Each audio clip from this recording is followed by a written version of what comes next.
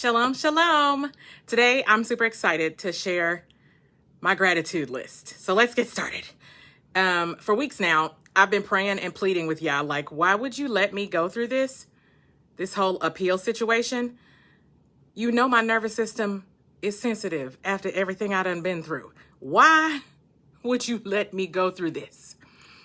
And little by little, he's been answering, like just giving me like one little puzzle piece at a time. And I was just so excited to share the puzzle pieces I have right now that I can see what he's doing and how he's moving. The first thing is planting a seed that I didn't know I needed. Back in 2022, after the custody ruling that was full of lies and false accusations, mind you, I told my lawyer, Erica, I'm done. I'm too tired. I'm not asking these people for anything else. They done already failed me 3 times. I was through, child. I felt defeated, traumatized, violated, unprotected, done. But Erica, bless her, said something that I remember to this day. She said, at least let me file the notice of appeal so you can come back to it later if you want to. And of course I agreed. And praise Yah that she did, because if she hadn't planted that seed, I would be completely out of options right now. I'm so grateful because that led to the puzzle piece number 2. Like, it reminded me of the dreams that I wasn't really sure I could trust at first. So like on my birthday, December of 2022, I had a prophetic dream about this whole situation. At the time, I was confident of what it meant, but I lost hope over time. And I had either have other dreams that I wrote down. But since this whole parental abduction thing transpired, it resurrected some of my PTSD symptoms. And I started wondering, like, okay, which dreams are just my brain reliving the past and wishful thinking, and which dreams were really from the Most High? And then in March of this year, 2025, almost 3 years later, an elder that I hadn't spoken to in over a decade came to me out of the blue. And he said he had a dream that I was supposed to go back and get my children. I struggled to believe it because I had made up my mind. I was moving on and making plans to live as an empty nester. I had really adjusted in my head and like processed, and I thought I had reached acceptance.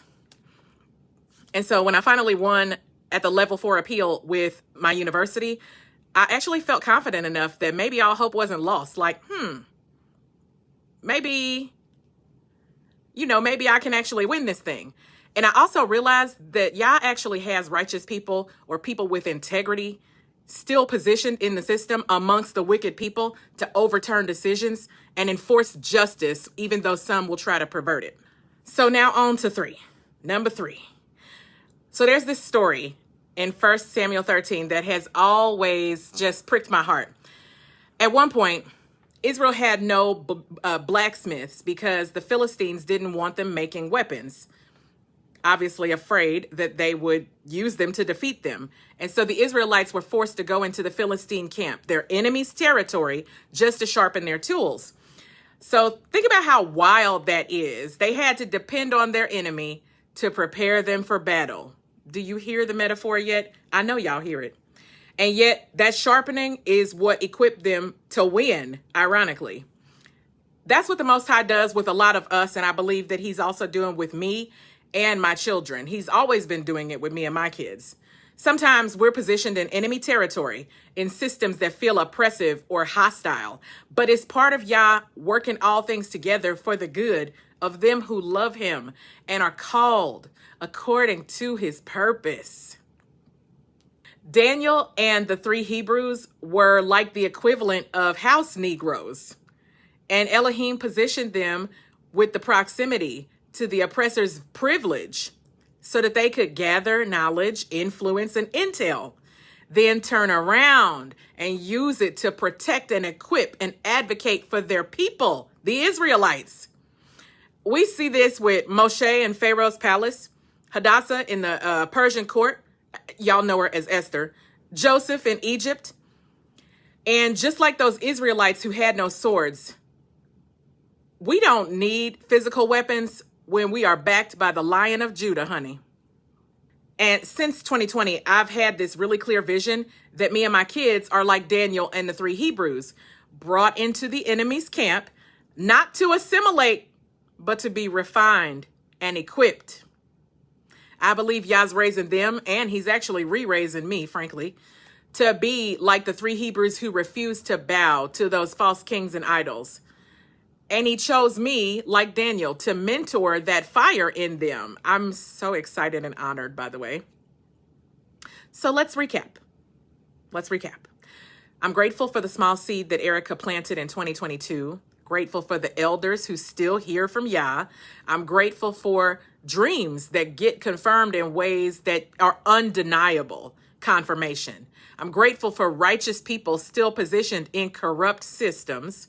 I'm grateful for Elohim who sharpens us in the most unlikely environments. I'm grateful for my children's strength and boldness. I got 3 little Peters and I love it. Okay, wait, I got to share the wound testimony. So last weekend, I was washing a brand new steak knife, right? And I jabbed myself. I wasn't sure how deep it went. So I wrapped it in a towel and I went to urgent care because it seemed like it went a little far. And the nurse examined it and she was like, no, it's not that deep. It's not that bad. You won't need stitches. And all she needed to use was surgical glue. You could tell it wasn't bad because you can't see it. She put the surgical glue on and just let me know you need to leave it alone for a day. Don't let it get wet for real. And then in about 2 days, 2 more days, it'll start to heal. And it was something in the way that she said it. I heard a total of 3 days.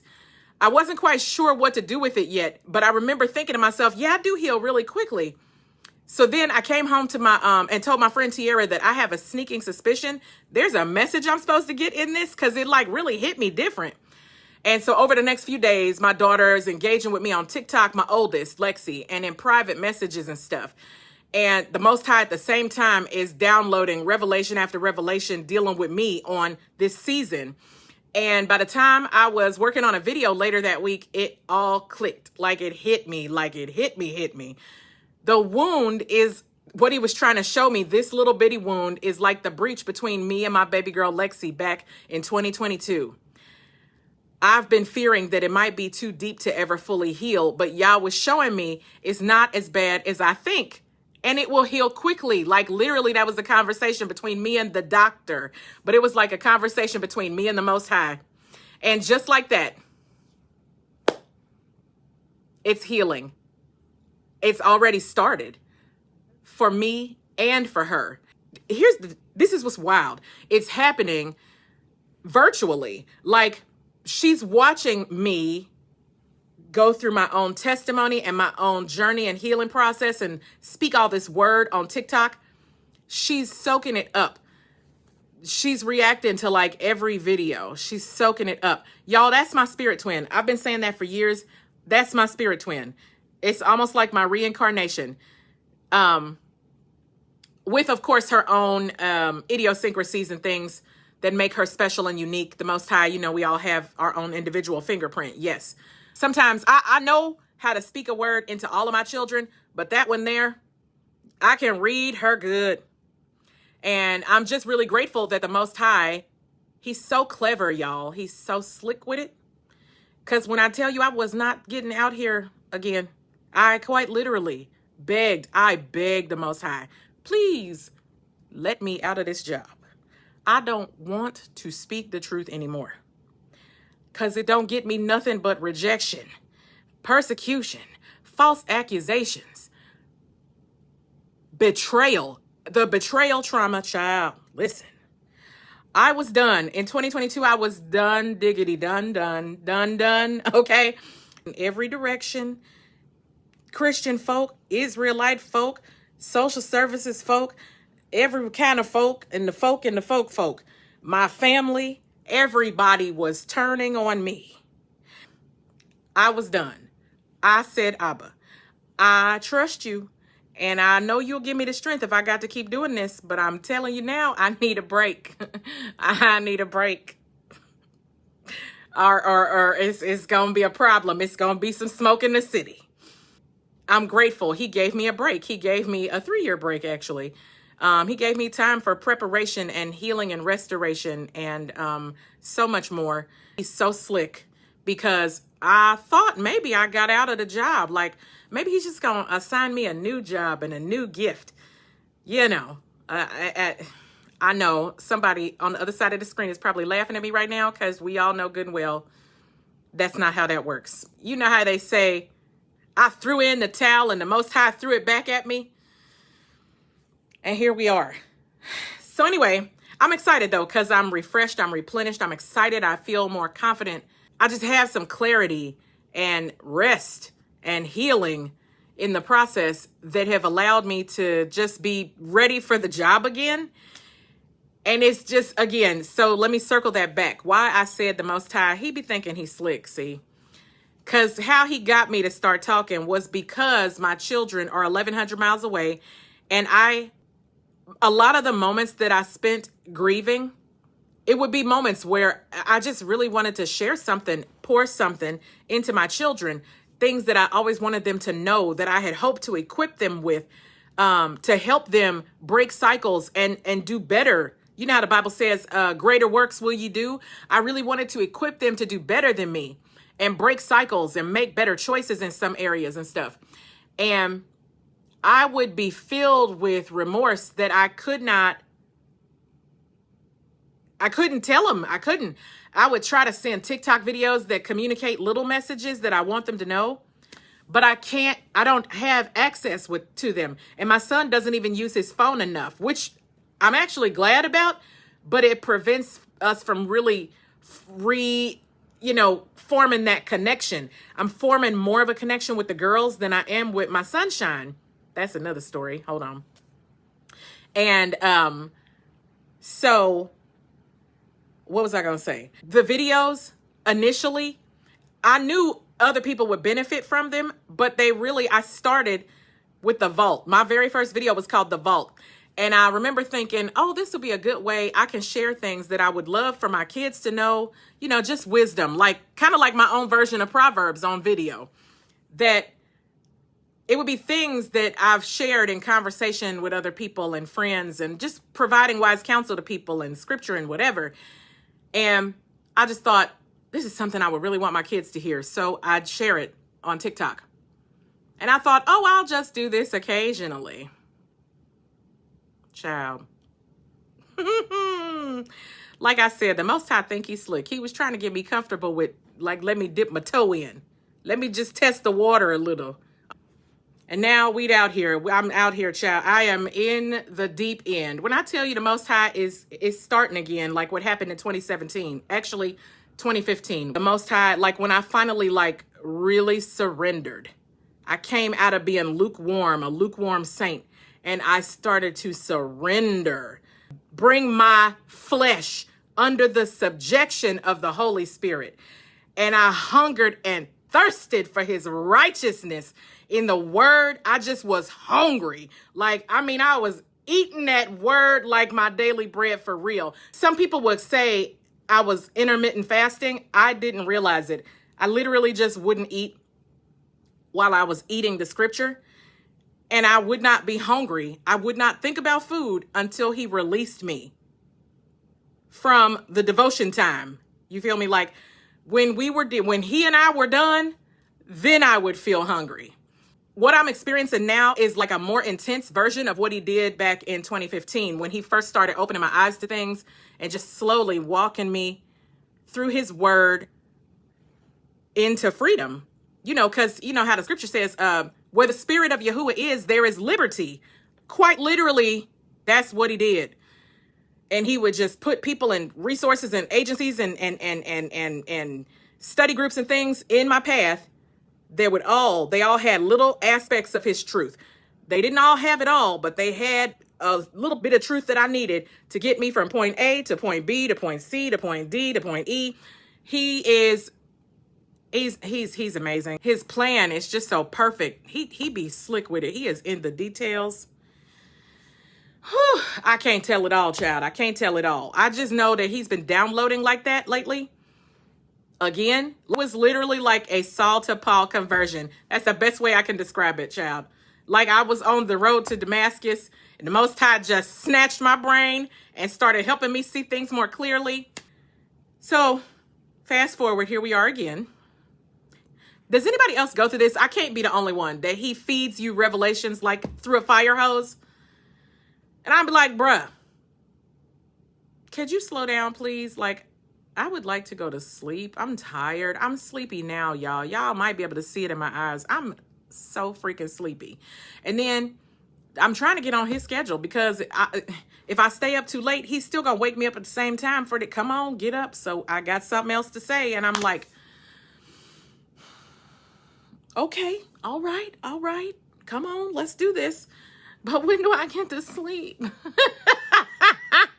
Believe it or not, everything I just said is a gratitude list because I honestly am honored the way that Yah lets me know that he's with me. His hand is upon me, that he calls me friend, that I'm one of his sons. That is an honor to be chosen to speak on his behalf. And I take it seriously, probably too seriously, because I get a little into my perfectionist bag with trying to edit the videos and just make sure I'm putting Yah's best foot forward. Anyways, I said all that to say I'm grateful for what the Most High has done to get me talking again. Because it's essentially like I'm having a virtual conversation with my children. And it's funny because at the time I had wanted to offer them to get on Marco Polo so we could have the video chats. He intercepted the play. And just confusion, as always. Confusion, conflict. Yeah. He wouldn't allow them to download it. I, of course, would have paid for it and everything. He just won't allow it. So he tried to reject the money I was trying to send. It's already set up on auto pay.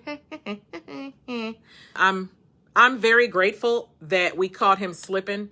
And that I am essentially, it's the way that the Most High is working this out in Yah's court, in the kingdom court, before he even works it out in the natural earthly court. It's just amazing the way he is vindicating me from all the lies that my children were told about me when he got them down there to Texas, or before, I guess, he got them to Texas. Child. One day I'll get the whole clear story on that, I guess, maybe in a family therapy session. But anyways, I am in awe. I stand in awe and amazement at how the Most High, he's just redeeming our story even before the courts get involved. I never actually plainly stated that, did I? I learned that my judge on my case never really wanted family court. She didn't want to preside over family court. She wanted to be over like municipal court or whatever. She don't want to do this job. And so she's basically letting the custody evaluator, Laura Bradford, literally run the courtroom. And this witch is wreaking havoc on Black mothers and Black children.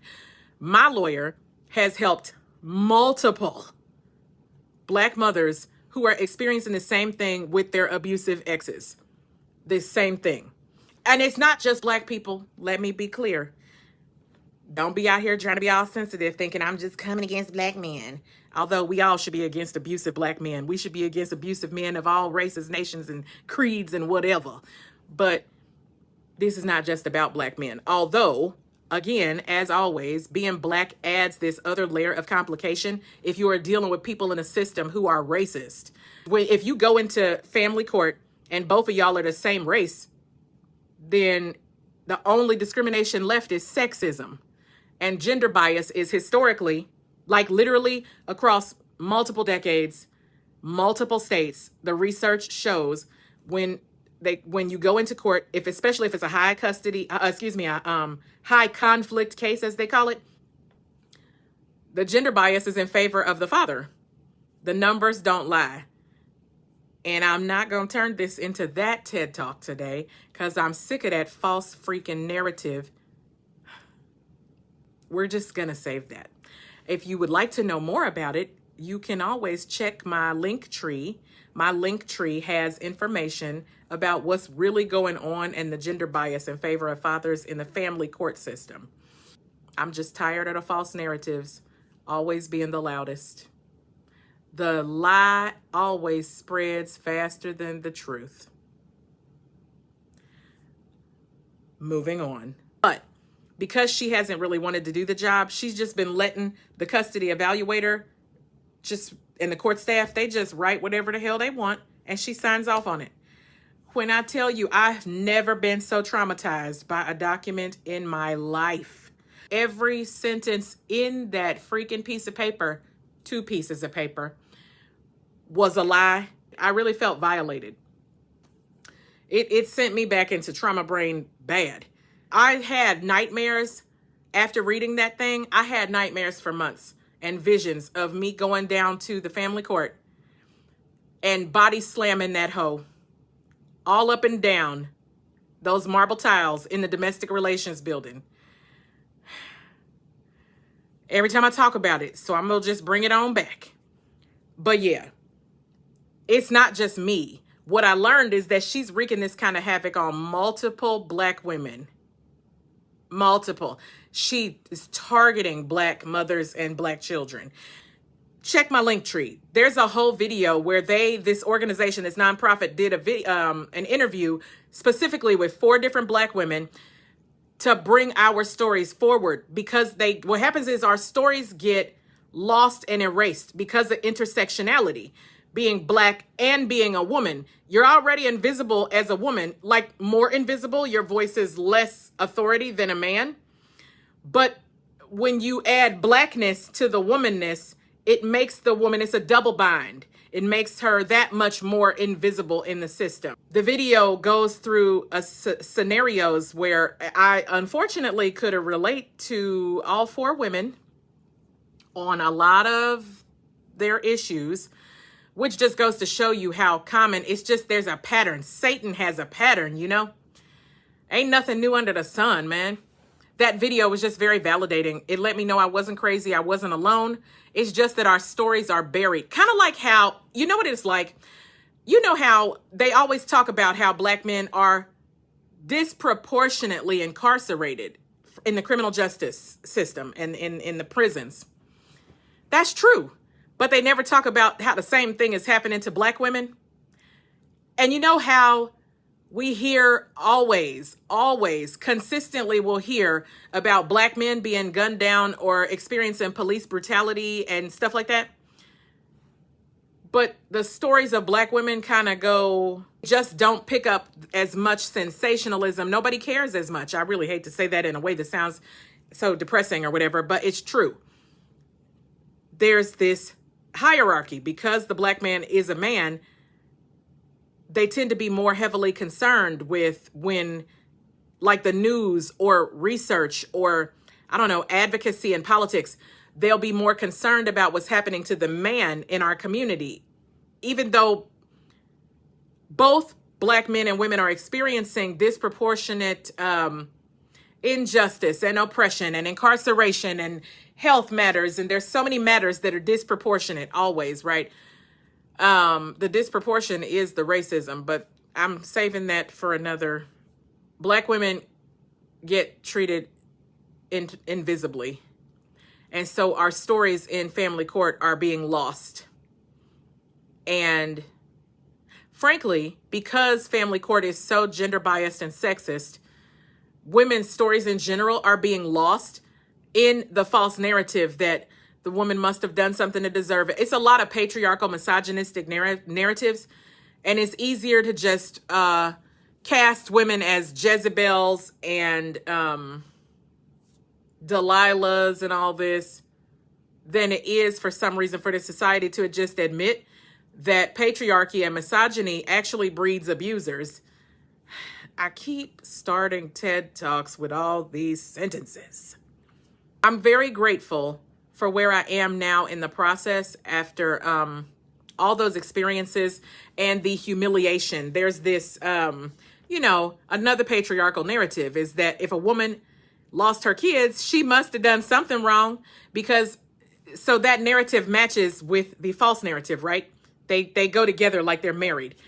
So if the society tells you that women always get the kids, they always win the kids, then obviously if a woman doesn't get the custody of the kids, then you think, that doesn't fit the equation. That doesn't fit the lie I've been told. So she must have done something wrong. she must have actually been a bad mother. And there's women, I'm in the groups with them, in the support groups and the groups and the advocacy groups and stuff. In fact, some of the proof is in the fact that another false narrative. A lot of people don't know, like 41% of child support orders are paid by the mother. I just don't, child, listen, I was bamboozled. I thought that I was going to win in court too. I thought that it all worked in favor of the mothers because of the gender roles and stereotypes. Wrong. Especially, particularly if you're dealing with an abuser. There's other people out here who don't have these custody issues. It's people with abusive exes that are dealing with this stuff. And I got a doozy. Anyway, this was supposed to be a gratitude list. I'm really grateful that after going through all of that, I'm now where I am today. I am going to bed very grateful, very happy, content, and honestly overjoyed about the things to come in this season. All praise to the Most High Yah.